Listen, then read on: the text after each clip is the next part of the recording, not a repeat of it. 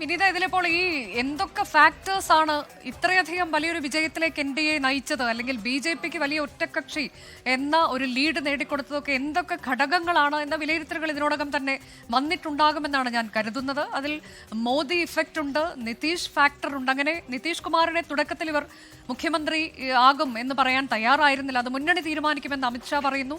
അതിൽ വലിയ പ്രതിഷേധം നിതീഷിനുണ്ടായിരുന്നു. പിന്നീട് അതൊക്കെ മാറി നിതീഷ് തന്നെയാകും മുഖ്യമന്ത്രി എന്ന് പറയുന്നതിലേക്ക് BJP നേതൃത്വം എത്തുന്നു. അതൊക്കെ നമ്മൾ കണ്ടതാണ് ആ കാഴ്ചകളെല്ലാം. പിന്നീട് പ്രധാനമന്ത്രിയുടെ നേതൃത്വത്തിലൊക്കെയുള്ള റാലികൾ, പ്രചാരണ പരിപാടികൾ. അപ്പോൾ ഈ രണ്ട് ഇഫക്റ്റുകൾ, അതായത് മോദി ഇഫക്റ്റ് ഒപ്പം തന്നെ നിതീഷ് ഫാക്ടർ, ഈ രണ്ട് ഫാക്ടറുകൾ കൂടിച്ചേർന്നുകൊണ്ടുള്ള വലിയൊരു വിജയത്തിലേക്ക് നയിച്ചിട്ടുണ്ട് ബീഹാറിൽ NDA സഖ്യത്തെ എന്നുള്ള വിലയിരുത്തലാണോ പൊതുവെ പ്രാഥമികമായി എത്തിച്ചേർന്നിട്ടുള്ളത്?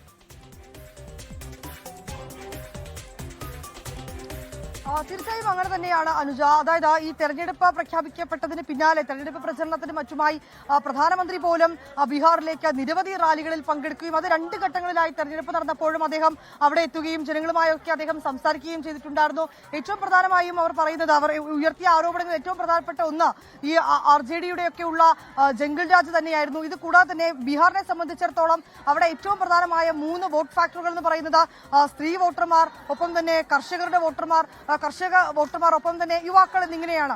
ഈ വോട്ടുകൾ വളരെ കൃത്യമായി തങ്ങളിലേക്ക് കൊണ്ടുവരാൻ പാർട്ടിക്ക് കഴിഞ്ഞു എന്നുള്ളത് തന്നെയാണ് ഈ മിന്നുന്ന വിജയത്തിന് പിന്നിലെന്ന് തന്നെയാണ് നേതാക്കൾ വ്യക്തമാക്കുന്നത്. സ്ത്രീകൾക്ക് മറ്റുമായി ഏറ്റവും ഒടുവിലായി പ്രഖ്യാപിച്ച നിരവധി പദ്ധതികളടക്കം അത് 10,000 രൂപയൊക്കെ ബീഹാറിലെ സ്ത്രീകളെ സംബന്ധിച്ചിടത്തോളം അവർക്ക് അത് വലിയൊരു തുക തന്നെയാണ്. ആ തുക ഒന്നിച്ചവരുടെ കൈകളിലേക്ക് ലഭിക്കുന്നു.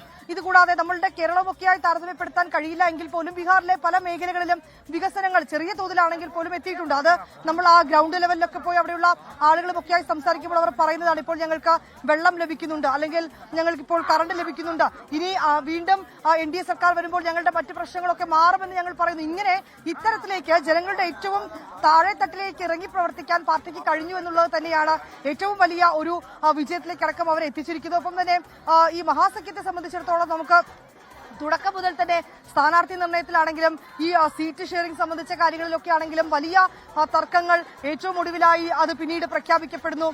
അതിനിടയിൽ OICയുടെ പാർട്ടി, ഒപ്പം തന്നെ ജൻസൂരജിലേക്കൊക്കെ തന്നെ വോട്ട് സ്പ്ലിറ്റായി പോയതൊക്കെ മഹാസഖ്യത്തിനെ ഒരു പ്രതിസന്ധിയിലേക്ക് ആഴ്ത്തിയിട്ടുണ്ട് എന്ന് പറയുന്നു. ഒപ്പം തന്നെ സൗഹൃദ മത്സരം, ഈ പല മണ്ഡലങ്ങൾ കേന്ദ്രീകരിച്ചുകൊണ്ടും സൗഹൃദ മത്സരം എന്ന് പറയുമ്പോഴും അത് നല്ലതല്ല എന്ന് സഖ്യത്തിലെ തന്നെ നേതാക്കൾ നേരത്തെ തന്നെ അത് വ്യക്തമാക്കുകയും ചെയ്തിട്ടുണ്ടായിരുന്നു. പക്ഷേ അത് വകവയ്ക്കാതെ കോൺഗ്രസും RJDയും ഇടതു പാർട്ടികളും കോൺഗ്രസും ഒക്കെ ഒന്നിച്ച് മത്സരിക്കുന്ന ചില മണ്ഡലങ്ങൾ, അവിടെ പോലും കൃത്യമായിട്ടുള്ള ഒരു പ്രവർത്തനം നടത്താനും വിജയിക്കാനും NDAക്ക് കഴിഞ്ഞു, NDA നേതാക്കൾക്ക് കഴിഞ്ഞു എന്നുള്ളത് തന്നെയാണ് അവർ കാണുന്നത്.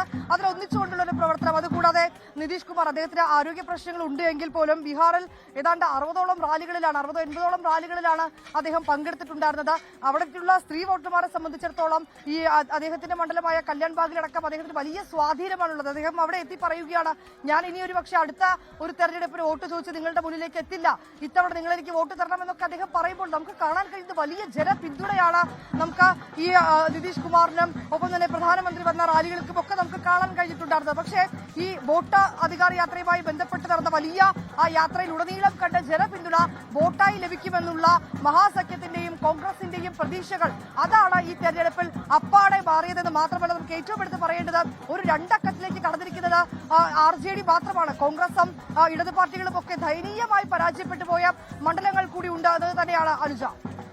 അതാണ് ദയനീയമായ തോൽവിയിലേക്ക് കോൺഗ്രസ് പോകുന്നു, RJD പോകുന്നു. 206 എന്നുള്ളതാണ് NDAയുടെ ഇതുവരെ വന്നിരിക്കുന്ന സീറ്റ് നില. മഹാസഖ്യമാകട്ടെ 30 എന്നതിലേക്ക് താഴ്ന്നു പോയി. അതിൽ RJD 25, കോൺഗ്രസ് 3 എന്നൊക്കെയുള്ളത് ഏറ്റവും ചരിത്രത്തിൽ തന്നെ ദയനീയമായ തോൽവി എന്ന് തന്നെയാണ് അതിനെ വിശേഷിപ്പിക്കേണ്ടത്. CPIML 1, CPIM 1, CPI 0 എന്നുള്ളതാണ്. അങ്ങനെ ഇടത് പാർട്ടികൾക്കും വലിയ തിരിച്ചടി നേരിട്ട ഒരു തെരഞ്ഞെടുപ്പ് കൂടിയാണ് ഇപ്പോൾ കടന്നുപോയത്. ഇനി NDAയിൽ വിശദമായി തന്നെ നമ്മൾ പരിശോധിച്ചാൽ BJPക്ക് 94 വലിയ മുന്നേറ്റമാണ്. ഏറ്റവും വലിയ ഒറ്റക്കക്ഷിയായി മാറി JDUവും കഴിഞ്ഞ തെരഞ്ഞെടുപ്പിനേക്കാൾ നില നല്ല രീതിയിൽ തന്നെ മെച്ചപ്പെടുത്തി എന്നതാണ്. 83 സീറ്റുകൾ. ഒപ്പം LJP 20, HAM 5, RLM 4. അങ്ങനെ വലിയ മേൽക്കോയ്മ നേടിയിരിക്കുന്നു NDA. അതിൽ ഏറ്റവും വലിയ ഒറ്റകക്ഷിയായി മാറുക എന്ന BJPയുടെ ബീഹാറിലെ ഏറ്റവും വലിയ സ്വപ്നം അതുകൂടി സാക്ഷാത്കരിക്കപ്പെട്ടിരിക്കുന്നു. ലോകത്തെവിടെയായാലും ഏത് സമയത്തും 24 വാർത്തകളും ഓഗ്മെന്റഡ് റിയാലിറ്റി പാക്കേജുകളും എക്സ്പ്ലെയിനറുകളും വിശദമായി കാണാൻ ഞങ്ങളുടെ YouTube ചാനൽ നിങ്ങൾക്ക് സബ്സ്ക്രൈബ് ചെയ്യാം.